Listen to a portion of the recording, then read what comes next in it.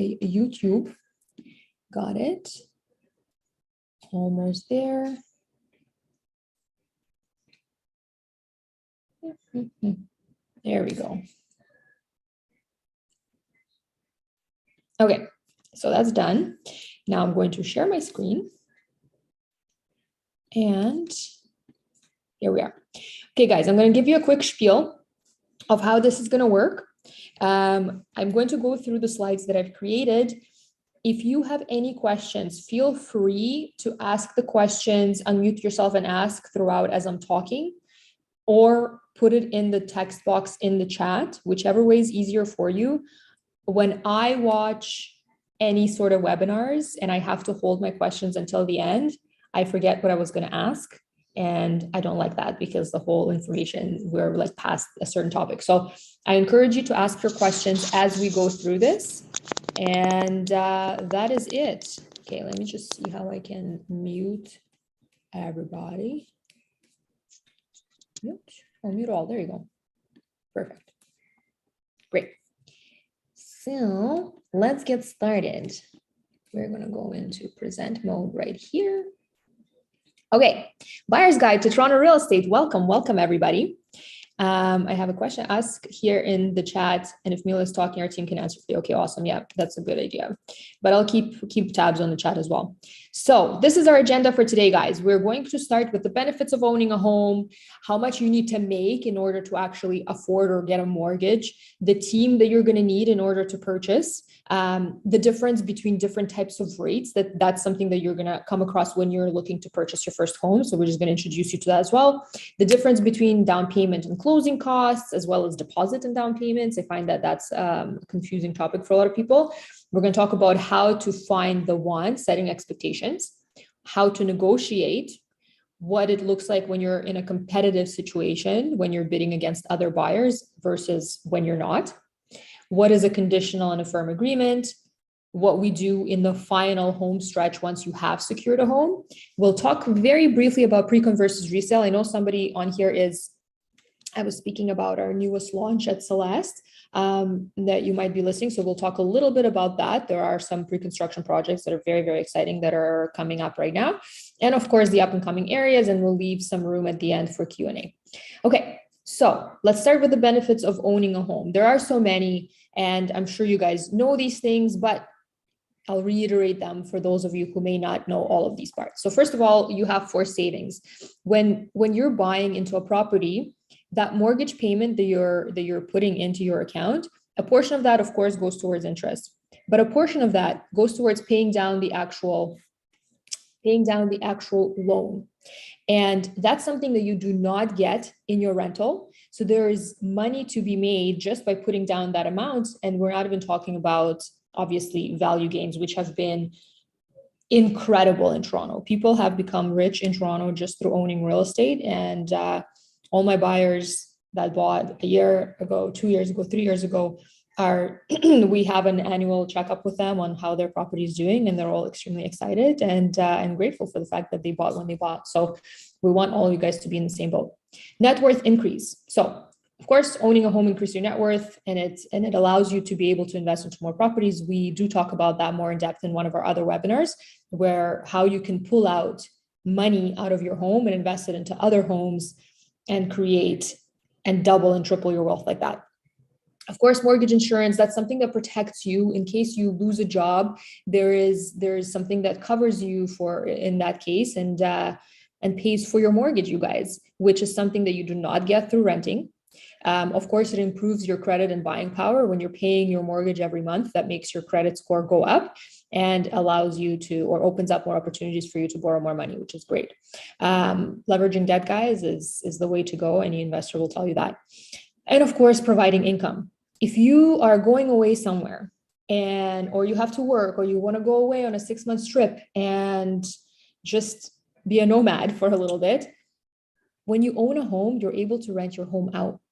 And somebody else is paying for your rent. And depending on how long you've had the home, you may even be making money on top of them paying you rent while you're away. That's an opportunity that somebody who just rents or doesn't have their own property doesn't have. Okay, so all of these are huge, huge, huge things. Next. All right, so really quick, this is a very interesting topic, I know, for a lot of people, is how much do you really need to make in order to be able to afford a property? So the way that you do this, guys, is just a ballpark. The bank will take your gross income, okay, and multiply it anywhere between 4.5 to 5.5 times. And that will give you an amount of what you are potentially going to be pre-approved for. Of course, there are intricacies to that. If you have some sort of payments, like a car payment or a student loan or anything like that, that's going to change the criteria a little bit. But as a ballpark, okay, if you're making 100 grand every year, you are going to be pre-approved for about anywhere between $450,000 and $550,000 of loan, and whatever else you have on top as cash, that's going to be your final purchase price. If you have 50 grand cash, you can go up to 600, and so on and so forth. Now, very, very quickly, you also have closing costs. Okay, so closing costs is the cash you need on top, over and above your down payment. We'll talk a little bit more about that as well. And then there is minimum down payment requirements for different purchase prices. So if you do not own a property and you're a first-time buyer, you may not even be a first-time buyer, but you don't own any property anywhere in the world, you may have an opportunity to not have to go down with a 20% down payment. That's a really big misconception that we hear from people. Minimum down payment is something that allows buyers to enter the market in Toronto. It's a great incentive. And I will talk about exactly what those numbers look like in just a minute. So in order to be successful in real estate, we need to create a team. There's 3 people that will make it or break it for you. Okay, so let's start with the first one. The first one's a lawyer. The lawyer is a must-have. Okay, so any transaction in Ontario that has to do with the transfer of property or land has to involve a lawyer. So the lawyer will cost you anywhere between $1,500 and $2,500. I've seen some lawyers doing this stuff for $800 for the transaction. You probably don't want to go for a discount lawyer because it's one of the biggest purchases in your life. So you want to go for somebody legitimate, but here you go. The lawyer does all the due diligence, ties all the documents together, makes sure, like, they do research back into the property to know that you don't have to pay anybody's debts. You want to, this is a really important thing here, and I highlighted it here. You want to work with a lawyer who knows and understands the type of transaction that you are going into. For example, if you're buying pre-construction, you want to work with a lawyer who knows and does pre-construction a lot. We have contacts for different people and different lawyers who specialize in different things, but it's really, really important. If you're buying a condo downtown, it's going to be a very different transaction than if you're buying a detached house somewhere in the rural area, or if you're buying a cottage somewhere by the lake. Okay, so very, very different intricacies for all of these types of transactions, and you want to have a specialist that specifically works for that. Fun fact for you guys to know, lawyers, they have to act in the highest and best interest of you, but also the lender. So if you're telling something very personal to your lawyer that may affect your pre-approval, they have to disclose that to your mortgage broker or to the bank as well. So just keep that in mind. So if you were like, trying to pull some stuff. Yes, lawyers are able to answer any legal questions during negotiations, but usually we don't contact the lawyer until you actually have a signed agreement in place. So just keep that in mind. They don't typically review the agreement. Your real estate agent will review the agreement, help you draft everything, and then the lawyer does their due diligence afterwards, although that's a little bit different with pre-construction. Next, professional. Second out of the 3, you need a real estate agent. Okay. Now, real estate agent is obviously not a must-have. You can do everything yourself, but why would you want to do that when you don't really have to pay for any extra fees for a realtor? It's already included in the purchase price. So you can take advantage of the expertise and knowledge of somebody. So this is paid by the sellers. The realtor will be your resource for all of the information. There's somebody who's going to help you make sense of the market statistics. My team specifically, we run the numbers once a week. We do micro-analysis of real estate trends. Nobody else does this, but it allows us to stay on top of and be ahead of the trends. Okay, this is extremely important in hot markets like we find ourselves right now in all over the GTA, actually. So resources, market professionals, right? So anybody that you need, let's say like somebody that's a specializing lawyer in a specific area and in a specific type of transaction, we have those professionals. We have anybody from cleaners to builders to carpenter, like everything. Market knowledge, yes. How to pick. Okay, when you are interviewing agents, you guys, you're going to want to do the following. Number one is you usually want to interview 3 at least. Okay. Number 2, you want to check their reviews online, check their social media presence, find out which brokerage and team they're on. Just like do your due diligence and see how present they are and what they're putting out there. And do you resonate with what they're putting out there for the people to see? Ask for their area of expertise. We do not believe in generalist realtors who work in all areas at once. And if you are a buyer and you're looking to buy your first home and you're kind of all over the place with the areas, it's a conversation that we have with you to kind of hone in on potentially one that's your top area and then moving on to the next one. Because if you're spreading yourself too thin, it's never a good idea. And a realtor who spreads himself too thin on all the areas across the GTA will never know and be able to jump on a deal if one comes out, because it's just too many things to look at the same time. Asking full time, guys, this is huge. There is something like 70,000 realtors registered with the Toronto Real Estate Board. Okay. And actually, somebody was saying that there's more realtors in Toronto than there is in New York. Did you know that, Ara? How funny is that? There's so many of us here. New York is also a much smaller place. But don't they have so many more people? Maybe, who knows? Let's talk about Toronto. Anyway, so we've got a lot of realtors and half of them are not active. And a lot of the realtors also do it part-time. So they'll have their full-time career, they go to the office, and then in the evening they trade real estate, or they try to. And that also never works. You need to have super important, you guys, when you're working with somebody, they have to be full-time. Of course, do you get along? That's a huge one. You're going to be spending a lot of time together. So you want to make sure that you get along and you guys can have a good time together as well. And of course, interview several. I put a little stat here that most buyers work with the first agent they interview. So just keep that in mind when you are talking to people, to understand that you're picking somebody based on their expertise and knowledge. Finally, the third professional that we need is a mortgage broker.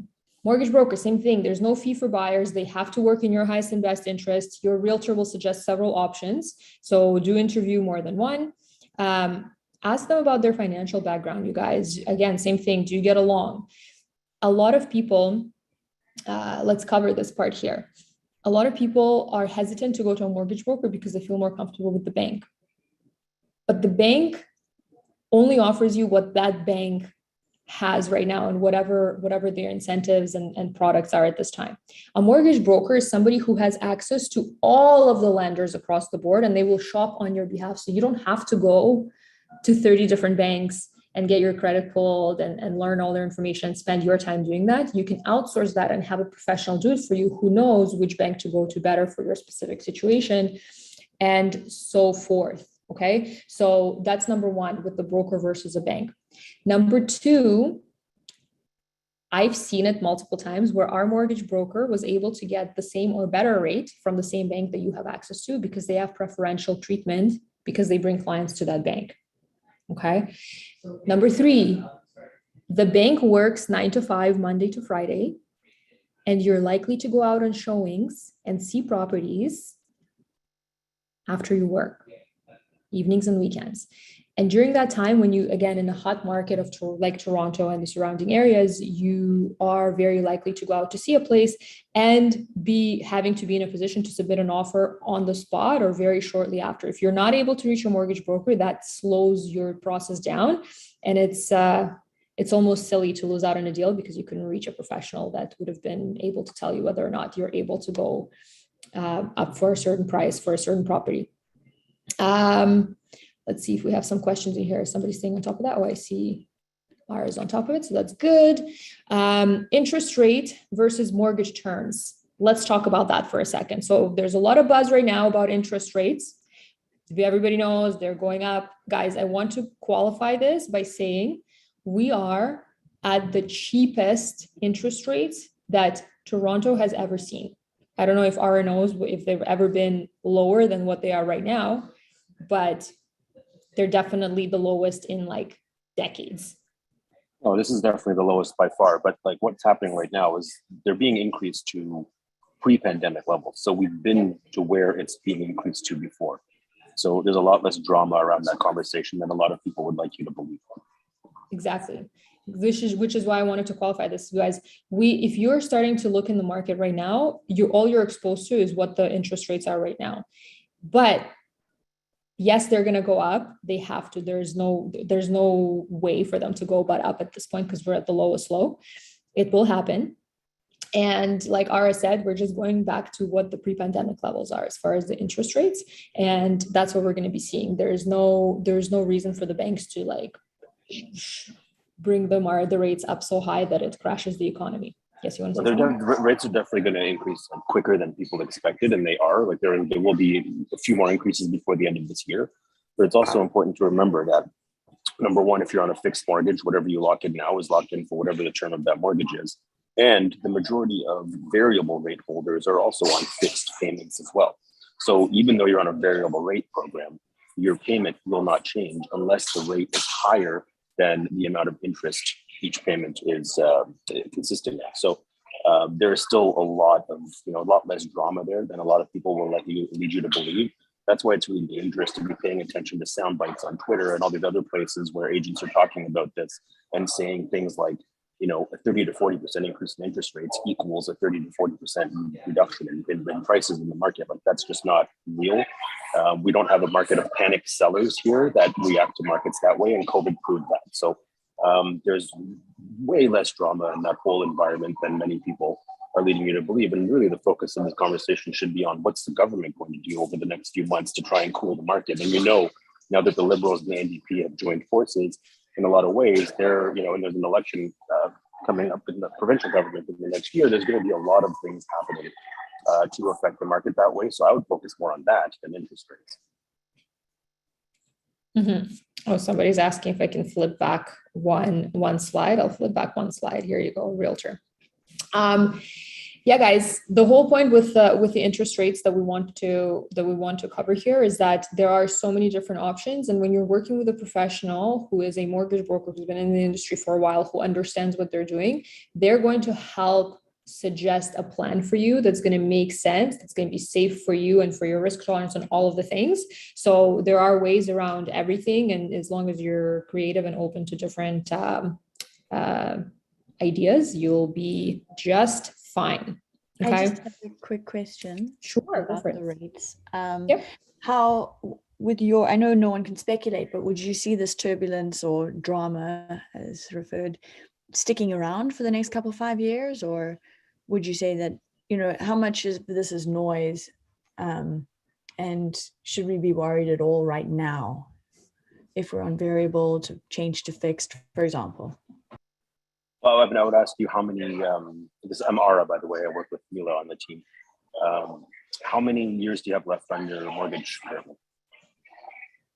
A long time, but I just renewed a year ago. Let me just think. I've got, it's 2.4% I'm on now. So you're on a fixed already, or was that already a variable product? No, that's a variable. But I'm already struggling to meet my monthly payments, like with my rent. Are you on a fixed payment variable mortgage? Yeah. Okay. So I mean, your variable rate is higher than the typical variable rate. So yours would not be as affected as others. But at this point, I wouldn't bother switching into anything fixed. I think we still have a lot of runway before the rates meet where the fixed rates would be at this point. But what type of property do you have? Is it you said something about rent? It's a rental property? It is an investment property, yeah. I'm due to renew it in 2025, sorry, to give you the details. 2025. And is it in Toronto downtown, or where is it? Yeah, it's in Toronto east side. Okay. Like I'm usually not too concerned about Toronto's urban markets at all long term. I think that you have probably a pretty decent amount of room to grow with that property down the road. So I think that you should definitely hang on to the property, number one. And number two, I don't think it makes any sense to really pay any penalties to switch out of that variable into a fixed at this point. But I would certainly look at those, rates as they get higher, and lock something in down the road, and not like Mila said in the chat right here. So I don't think you have anything to really be worried about. And these aren't. And another thing I'm sure you've read and other people have read. There's certain reports from groups like Oxford Economics and other groups that are that were commissioned to produce a study which resulted in them predicting up to a 24% reduction in Canadian real estate prices. But remember, a lot of these companies are just contracted by private, specific interest groups to come up with these results. And they're talking about national numbers here, not necessarily local Toronto numbers. So a lot of those things, scare people into these types of conversations and actions. But in reality, there's the Toronto's urban markets have proven to be quite resilient throughout these times of turmoil in the past. So I think you should hold steady. I don't think there's any real major moves you need to be making. I don't think that you should be worried about anything either. But I would be worried if you said that you're struggling to make those payments. If that's a personal financial situation for you that you should consider. But generally, I wouldn't be worried at all as somebody with an investment property in the urban community of Toronto.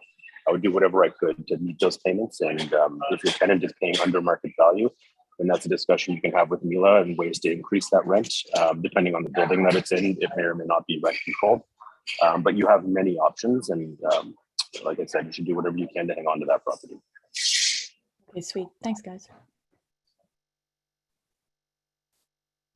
Kimberly, I was just texting while Ara was saying we can talk about how we can bring the rent up, and I can tell you what your suggestions are. Just reach out to me after the webinar, and we'll talk about it more in depth. Somebody else I think started talking, and I cut you off. Yeah, sorry about that. I didn't mean to interrupt.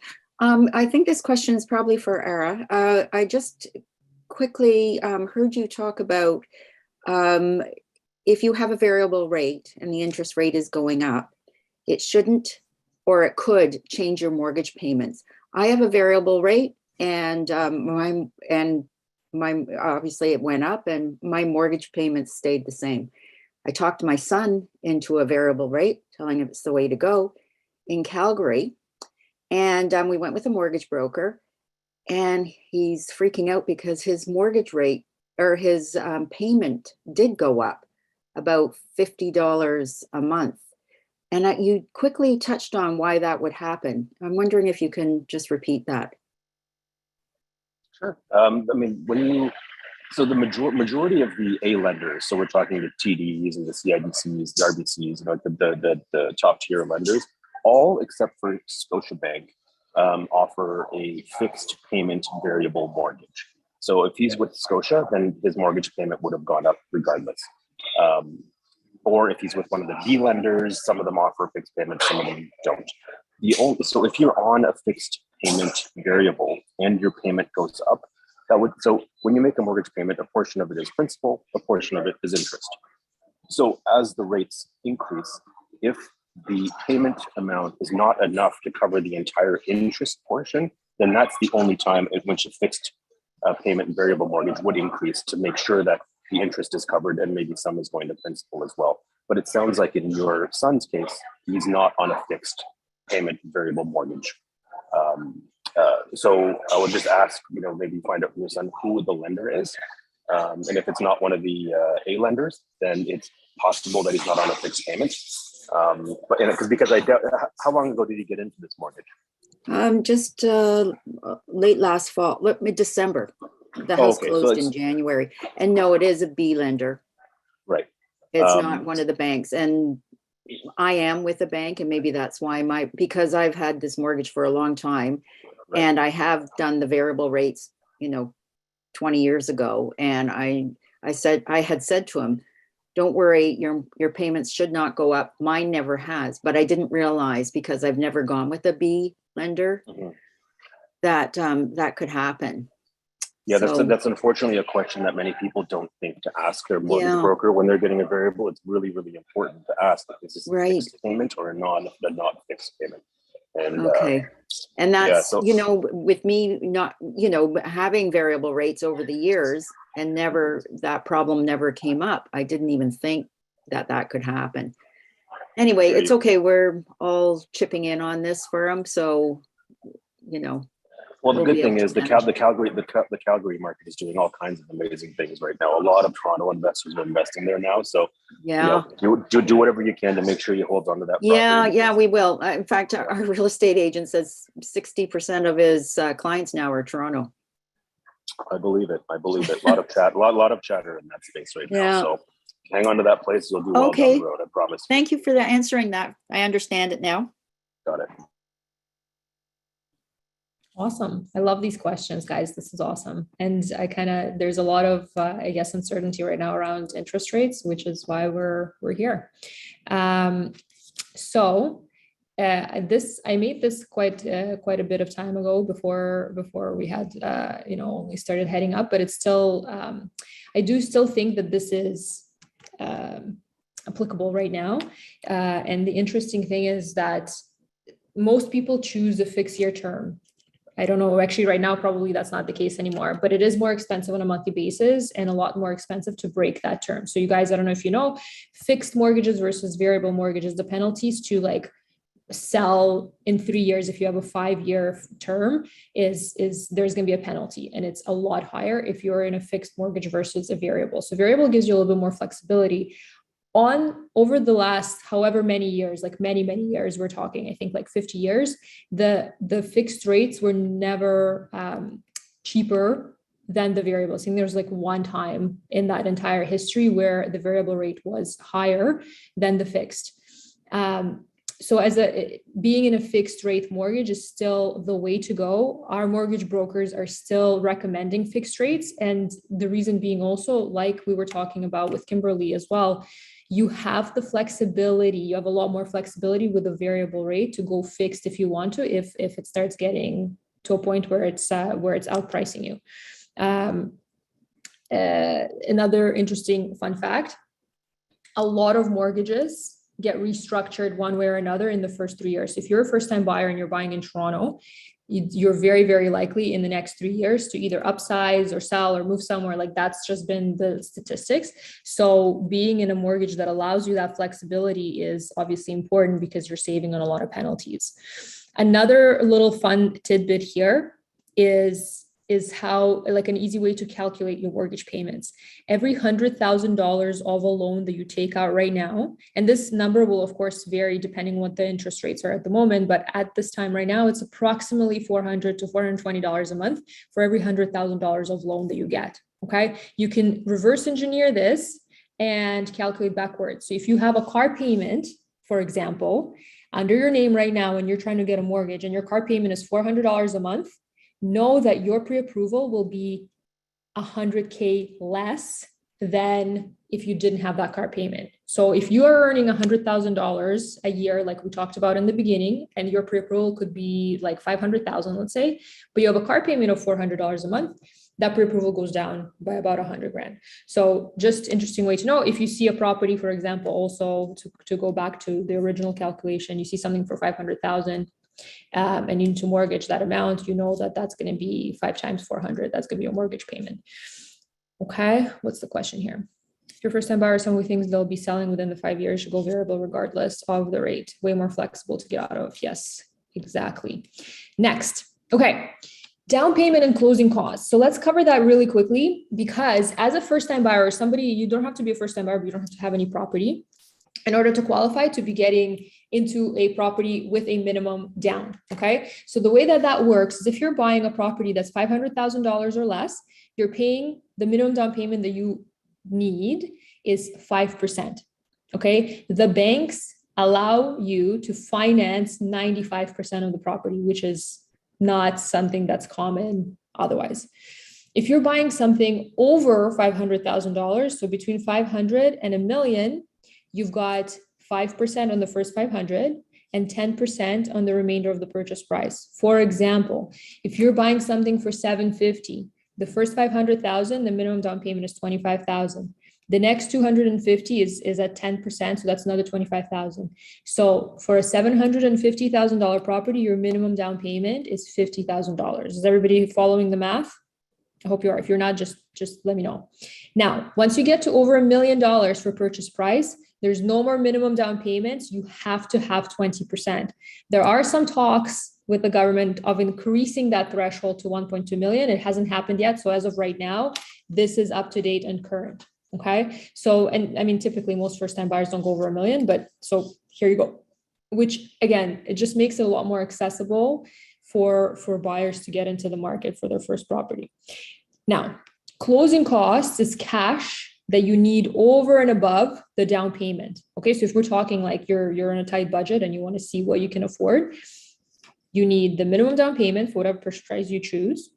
And then here's your closing costs. The typical closing costs are land transfer tax, your legal fees. So that's going to be your lawyer, which we talked about, $1,500 to $2,500, depending on which lawyer you go with. Mortgage insurance, if you're paying less than 20% down, and home inspection if you're buying a house only. With condos, we don't do home inspections, you guys. In some very, very rare cases, we will, but typically with a condo, you have a status certificate that outlines all of the structural things that you need to know in order to purchase. Any questions about this? Yes, we have many spreadsheets to calculate the numbers. Yeah. I actually think I might have the spreadsheet in here, maybe not.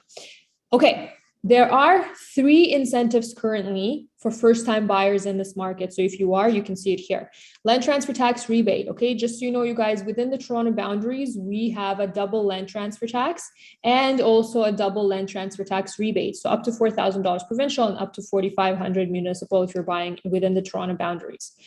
The second incentive is that you can borrow up to $35,000 of your RRSP tax-free for your down payment, as long as you pay it back within the next 15 years, which means there's $35,000 out there that you can use tax-free and then defer that tax until you're retired, which is fantastic. And then we've got the third option here, which hasn't been very applicable in Toronto, even though they've increased the threshold twice. It's called the equity sharing program. This is where the government buys into the property with you and they'll offer you between 5 to 10% of cash up front. And it's meant to reduce your monthly payments to help you basically cover your property. But you can't earn more than $150,000 to be able to qualify for this. And you cannot borrow more than 4.5 times. So like, this is not a problem, especially if you're a single person. Most people don't earn that much. If you're in a household, that might be a little bit of a problem. But borrowing no more than 4.5 times your income is a little bit tough in Toronto. And this is why I'm not seeing too many people really taking advantage of this here, but it is very, very applicable in some other communities and municipalities for sure. Question. RSP needs to be there for minimum 90 days. Yes. Don't put it. Yes, exactly. If you don't have an RSP account, you'll need to put the money in and hold it in there for 90 days. But guys, always keep in mind, if you are trying to pull something like that, to save that, whatever the taxes that you're saving on that $35,000 amount, always remember that the market continues to go up. So whatever you save, the market gains may completely negate that. So it may or may not be worth it for you. If you're planning to buy in the next 6 months, just dump that money into your RSP. Don't put more than $35,000 if you're planning to use more for your down payment. And that's it. Okay, next. Ooh, I do have a numbers breakdown here. I think I'm going to reshare my screen here. Can everybody see what I have here right now, the spreadsheet? Yep, good. Okay, so this is what we look like at the numbers. You guys, this is something I did for a client recently. Okay, so this is Sharon and Ernest. They're first-time buyers and they're buying in Toronto. The price that we were looking at for them was $950,000. If somebody wants a different number, you guys let me know if you want to be very specific, but this is what the numbers look like for them at $950,000. Property tax is an annual amount that you have to pay to the government. Let's say for $950,000, you're probably looking at like $3,000 a year. Now, the condo fees, their monthly utility fees are $650 a month, and utilities are about $80. That's, we estimated these numbers, but that's about right. Here's the breakdown. If their down payment is, let's say 15%, okay, the mortgage rate, if they're going for a variable, this is, Ardu, is this still feasible for a mortgage rate for a variable? What do you think? Zero chance, no. 1.55 is like the best case scenario right now. Right now is the best case scenario, done. And then amortization 25 years. Perfect. So this is our numbers, you guys, and this is what It could be a breakdown. 30 as well. A 30-year as well, even if you don't have 20% down. No. Just leave it as 25. Yeah. Okay, good. There we go. So this is the breakdown, and this is the kind of sheets that we do for our clients so that you know exactly what the payment structure looks like. So you've got a purchase price of 950,000. 15% of that is 142,000 and a half, which leaves you with a mortgage amount that needs to be financed from the bank, 807,000 and a half. Because you're paying less than 20% down payment, there's the mortgage insurance premium that you have to pay. It's 14,500 in this case, but the beauty is that you don't have to come up with this in cash. You can mortgage that amount and put it into your mortgage. That's allowed. So at this point here, you're mortgaging that amount. 14,500, by the way, right now will probably equal about 70, 80 bucks a month on your payments. So again, if it's a difference between not being able to get into the market, that 80 bucks a month is definitely worth it. Total mortgage amount, including this premium, is 822,000. By the way, guys, if I'm going too fast, slow me down or ask questions. So what we have so far, down payment, 142 and a half, mortgage, 822. Remember, the closing costs were the cash that you need on top of your down payment. Okay. And this is the breakdown for this specific purchase price. Land transfer tax, you guys, is calculated on the purchase price. The lower the price, the lower the tax, the higher the price, the higher the tax. So in Ontario, 15 and a half, for Toronto, 15 and a half. Here, we already put the rebates for both, and the total land transfer tax for this size of property, 22,500. Lawyer fees is the other cash you need on top. In this case was 2250, 2230. No home inspection because it is a condo. And we've got the PST, which is your tax on your mortgage premium. So if you remember, you guys, mortgage premium, we were able to put that into our actual mortgage and finance it, but you do need to pay cash for the tax on it. In this case, it's 11,500. So your total cash on top of your down payment needed in this case is almost 26,000. Okay. So total cash you'd need to buy a $950,000 property is 168. I just want to show you guys something else here. Over here, in order to do the minimum, okay, so if you were to go with the bare minimum, you'd need 7.37%. I don't know, but yeah, there you go, 7.37. And the numbers look like this. You need about 100 grand to get at minimum in order to get into a property that's $950,000. Okay, so it just depends on how big your down payment is.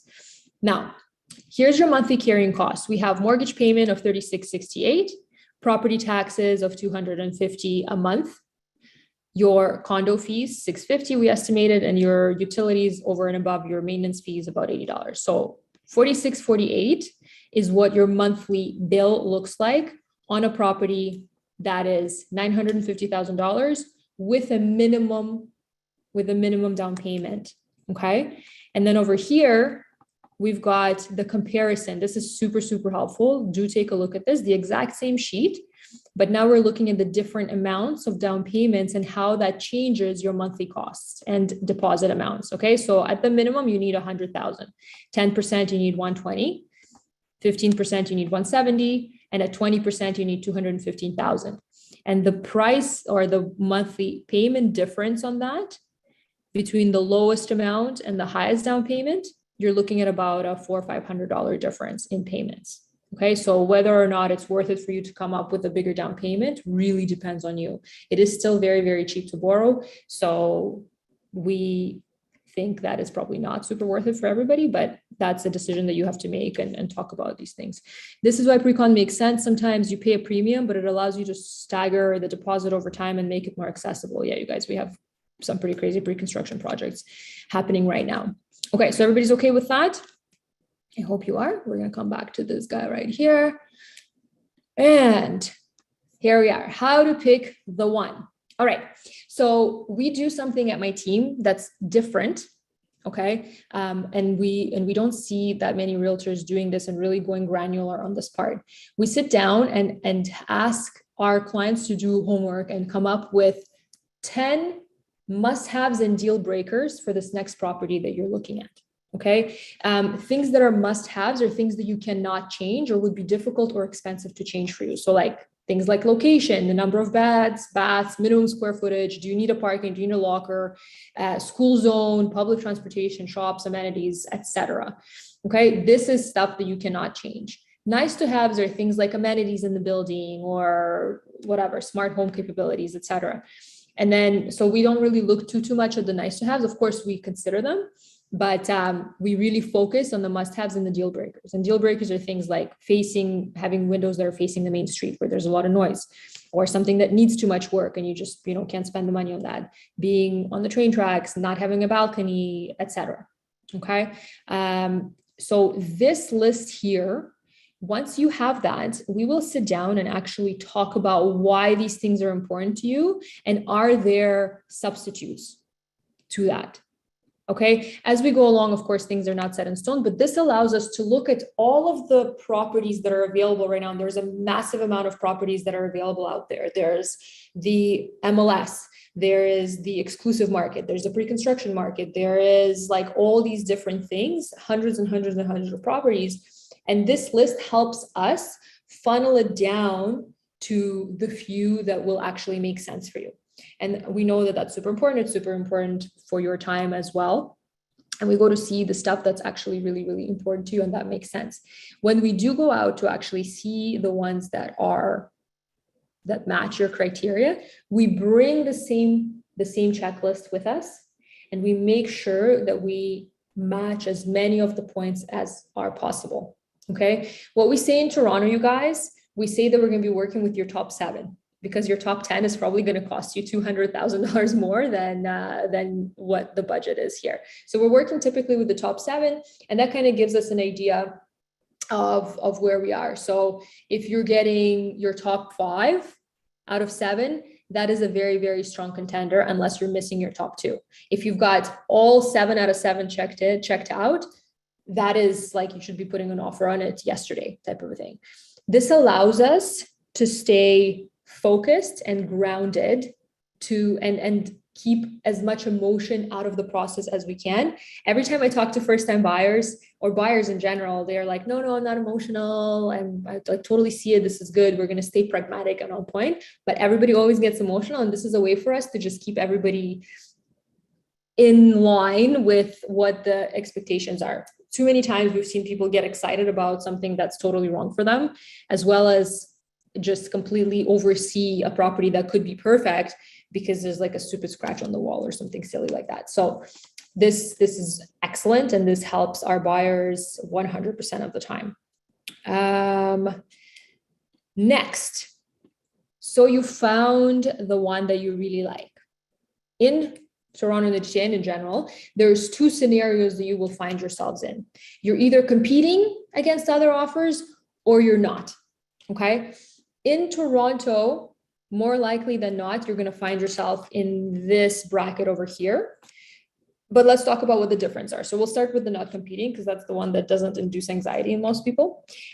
With an offer where you're not competing, you're submitting an offer. And typically what you'll do is you'll say, my offer is conditional on my financing being approved and the due diligence being done. So if it's a house, it's a home inspection. If it's a condo, you have a lawyer review the status certificate, and you'll have like 3 to 5 business days to get that done. If everything's good, you're good. If not, you have a right to back out. Okay. So you can include these conditions. You can kind of set up a closing date whenever you want it. If you need to move in a month or 2 months, you have the opportunity to do that. And then there's usually some room to negotiate the price. And it's usually just not as rushed and like a little bit more calm when you're in a market where most properties are not competing. Now, like we said, in Toronto and the surrounding communities, as you know, you're likely going to be competing against other buyers. And there is a formula of how to win, but you have to be open to following the formula. Okay. So we do the due diligence still, but we do it before the offer. So the due diligence, the 2 pieces of due diligence that you need to know about, or the conditions, it is your financing. Okay. So you want to talk to your mortgage broker, that you have the dedicated professional working with you, whether or not you can go for the specific property and what's your top budget of that. And the status certificate is your condition or review by the lawyer of the basically building documents. By the way, does everybody know what a status certificate is? I'll quickly go over it. Status certificate is a big document. It's kind of like a home inspection, but like a lot more. It outlines what the budget or what the financial health is for the building. It outlines whether or not there's any lawsuits. It outlines if there's any big repairs coming due and if you're going to have to pay for it. It outlines what the rules of the corporation are. For example, can you have pets and so on and so forth. It has a whole bunch of stuff outlined in it. Some can be like 100 to like 400 or 500 pages long. And your lawyer will look through everything and summarize it for you, all the important details that are really pertinent to the transaction. If you're okay with everything, you go forward. If not, then you don't. Okay. So the status certificate kind of replaces a home inspection with condos, whereas with houses, you'd be looking at a home inspection. So same thing, if you're looking at a house, that home inspection condition, instead of the condition, you get the home inspector in earlier, or typically the listing or the sellers will already have that done for you.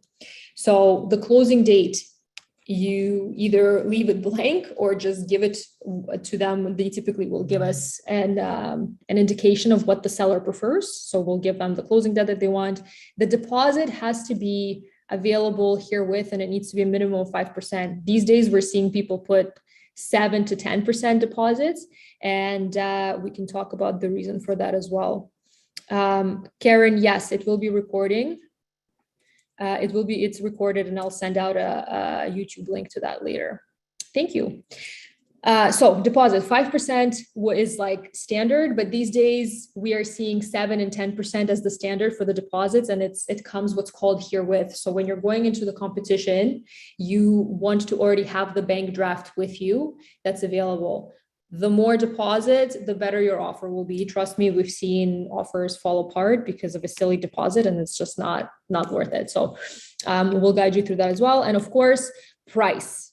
Price is a super important indication. In an upward trending market, you want to, as a buyer, understand that any past sales that you see in the building or in the community, in the area, are a stepping stone to the price of the next one. So in an uptrending market, every next property sells for a little bit or a lot more. Okay. So having that competitive number and having a professional that can justify certain numbers for you and help you come up with that number is really important to helping you win. Okay. A lot of people also add a letter to the seller. We don't really put too much weight on it, but we do recommend it for our buyers. Sometimes you'll be surprised. People will pick you because, you know, your wife is pregnant and so is the seller's wife, and they like that. They end up picking you. So for those one-off instances, we like to have that as well. And I made a joke in here and said, you also need to have your kidney donated to the sellers, but that's a joke. Okay. Conditional versus firm. So the same thing that we were just talking about on the previous slide, you guys. Conditional offer is when you're submitting with those two conditions, right? The financing or not. If you get accepted with the conditional offer, you have this conditional time period, whatever you've negotiated. Again, typically it's anywhere between like 1 to 5 business days to negotiate this. You either get an inspection or negotiate repairs or price adjustments if needed. If you have a financial condition, it usually takes 5 business days. Sometimes you might need an extension. Your mortgage broker will take care of this. The status certificate is, like we talked about, for condos. Up to 5 business days, your lawyer can review this in a couple hours. Again, depending on the lawyer. We have lawyers on standby that are available at all hours of day and night. So that gives us a competitive edge, of course. If you're making any additions, you have an opportunity during this time to find out whether or not that's going to be allowed, right? So like zoning bylaws and things like that. We are basically the ones who would make sure that this is all done behind the scenes without stressing you out or contacting you at all hours of the day. So having your team be connected is super important. And of course, after all of these conditions are removed, if you're good with everything, you waive the conditions and you become what's called, your deal becomes firm. When you're firm, so just so you guys understand the wording, okay, the lingo, when you're firm, that means you've already done your due diligence and now you cannot back out of the deal anymore. At this point, you can start switching your address on the documents and IDs. You can register with the building, set up utilities, get insurance, book your movers, cleaners, all of those things. The lender always orders an appraisal on the home to verify that the market value supports the purchase price. I want to stop here for 1 second and go over the appraisal scenario, because this is extremely relevant in the market that we've been finding ourselves in lately. The bank will always, when they're lending you money for a property, they will always send an independent appraiser to confirm that the price that you paid is worth what the appraiser thinks it's worth. Okay. If the prices don't match, there is that difference in the pricing will need to be covered by you, the buyer. So again, working with your agent and mortgage broker to understand how all of that works, and that you don't have to pay that extra amount, or that it doesn't get appraised. And if you're in a situation that there's a risk that you might have to go through the appraisal and not appraise, you want to be able to be aware of that beforehand. Okay. So again, super important to have a professional with you that can guide you through it and explain all of these things as it's happening, so you're not hit with a surprise bill at the end of everything. Because in a market that's, again, uptrending the way that it is right now, in order to win, you end up hitting pretty record numbers as far as sale prices go. And sometimes it's, that's the case. They're just not going to be appraised at that number. Most of the times they do get appraised, sometimes they don't. So again, conversation to have when you're buying or before you buy with your realtor. Double check that your interest rates and mortgage payments are what you agreed upon. Yes. And then the final walkthrough of the home is another goodie here. We always will include a walkthrough clause where the seller will allow us to come back at least or up to 3 times. If you want to come back once, it's fine. If you want to come back 3 times, that's also fine. But we leave the final revisit for 1 day before closing. And the reason we do that is so that we're able to go through the entire property, check the faucets, check the appliances, open up windows, check all of the things to make sure everything's working. Because if something is not working, your lawyer can then hold back funds until the seller fixes it one way or another. They either pay you money to cover those things or they fix it themselves. Okay. Usually all of those little fixes are very small and they're not typically too expensive. So if you've already paid the money to the seller, it's like really hard to kind of go after them to get that fixed later. So we just do that before in order to avoid any issues going forward. It's just a little precaution that we do with my team. I know some people do, some people don't do this, but it's a really, really good practice to have to make sure that it's a smooth transition for you. And then of course, the home stretch. Guys, in the home stretch, it's super important. So the home stretch is the point of time between you have an accepted offer and you actually get the keys on the property. There's usually a time frame there, anywhere between like 30 to 60 to 90 days. In Toronto, probably 30 to 60 is kind of accurate. In that stretch of time, people do all sorts of things. They change their jobs, they get new cars, they get new lines of credit, they start buying furniture and credit.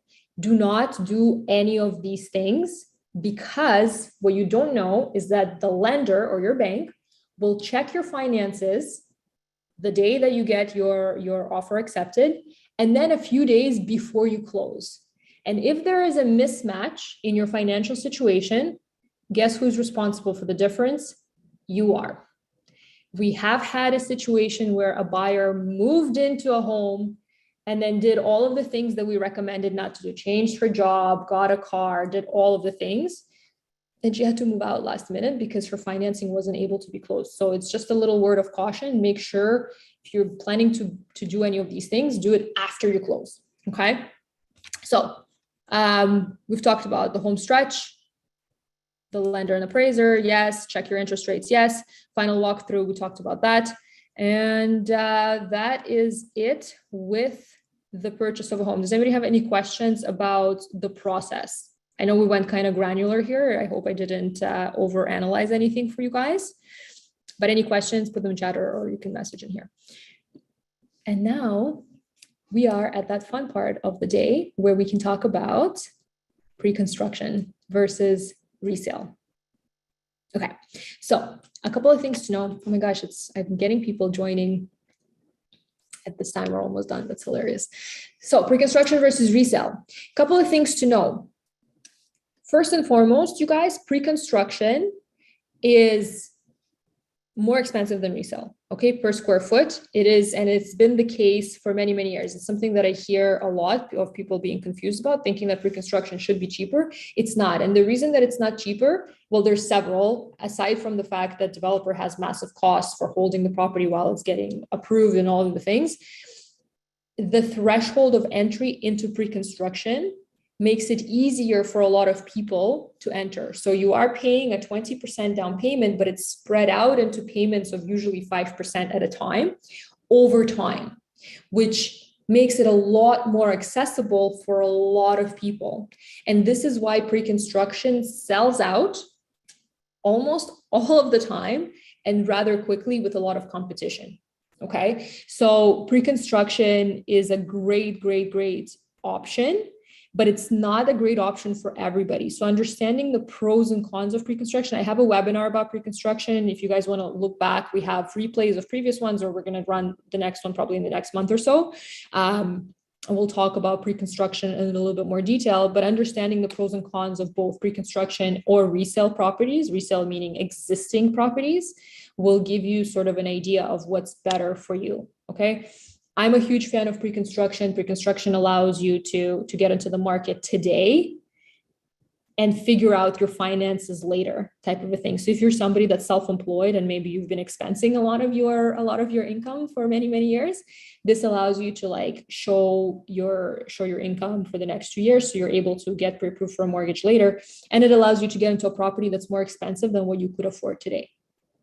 Okay, but you are paying premiums for that. So that's that. The up and coming areas right now for pre-construction that are getting a ton of attention from the developers is pretty much anything in the East End. Look along Kingston Road. We've been singing about Kingston Road for the last 7-8 months, I think, with like Ara consistently always goes on like any platform that he goes on, talks about Kingston Road. Half our team lives in the East End. And that's the area that is, all things considered, within the proximity to downtown or to the Toronto core, it is the most undervalued area right now. It's the cheapest one to get into. If you're looking west into like Etobicoke, Mississauga, it's more expensive to get in, say with pre-construction and with resale. The east is on the rise and the east is where it's at. It's just, you also have to make sure, obviously, you're getting into the right projects, whether it be a pre-construction or resale. But definitely the East End is where it's at with the up and coming areas. No questions about that. This is time for Q&A. R is saying smart money is buying up and down Kingston Road right now. The stigma of Scarborough is slowly lifting. Yeah, it's the same things. If anybody has been to Regent Park and has the stigma around Regent Park, if you drive by Regent Park right now, you will not recognize it. It's beautiful. It is trendy. It's like glass buildings everywhere, and it's built up by one of my favorite developers. So like really, really nice buildings, and there's trading at a pretty awesome premium as well. We're opening the stage for questions now. I've been babbling on for a long time, so I want to hear if anybody has questions. And while we're waiting, question. Sorry guys, no problem, Walton. Thank you so much for joining. If you have any questions or you don't have time, just always reach out to me, to anybody on the team. There's Morgan here, there's Ara. You can find all of our contacts on the springteam.ca. So yes, if you guys don't know, the springteam.ca, I'll text it in here, the springteam.ca. No questions. Thank you for your time. I must run. Talk soon. Yes, everybody's kind of like in here for their lunch break. The replay is going to be available. I'm going to email it to everybody, guys. And you'll see what we talked about, and you can recap or re-listen to some parts. And if anything needs clarification, we are here. We know what the next webinar is going to be, so people can look forward to that next month. What is it? Oh, do I know what it's going to be? I don't remember what it's going to be. You. No, there's a rotation of 3, and I forget what the order is now. It's either going to be pre-construction or it's going to be investment. I think it's pre-construction actually, because last one I did was investment properties. So maybe we can ask everybody else, what is it that's on your mind? What kind of presentations would you guys like to hear? That's actually a great question. Is there anything that anybody would like to hear about? We should do a survey for people and see what they'd want to hear about. When we email out this recording, there will be a link to a survey, so you can tell us what you want to hear about. Nice. What else can we talk? We can do a webinar of Ara ranting about about all the misconceptions of people. I could talk for a few hours. Just let me sit here. I'll do it. I know you will.